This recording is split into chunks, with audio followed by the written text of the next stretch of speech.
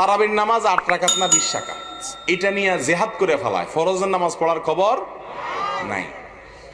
খুব ভালো করে শুনে রাখেন, তারাবির নামাজ এটা কি ফরজ না নফল? নফল এবং সুন্নত। ফরজ ওয়াজিব তো না, ফরজ ওয়াজিব না।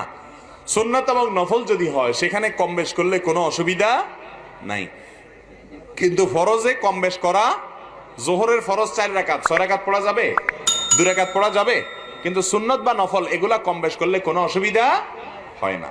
বিধায় যদি কেউ 8 রাকাত তারাবি পড়ে, 20 রাকাত পড়ে, কোনোটাই সমস্যা নাই। 20 রাকাত তারাবি ওমরে ফারুক রাদিয়াল্লাহু তাআলা আনহু থেকে বিশুদ্ধভাবে প্রমাণিত হয়েছে। কথা বুঝে আসছে? এটাকে সুন্নাহ বিরোধী বলা মূর্খতা ছাড়া আর কিছু না। এবং খোদ সৌদি আরবের বড় বড় স্কলারগণ পর্যন্ত 20 রাকাত এবং 8 রাকাত উভয়টাকেই সুন্নাহ বলেছেন। 8 রাকাত পড়লেও সুন্নত আদায় হবে, 20 রাকাত পড়লেও সুন্নত আদায় হবে, তবে এটা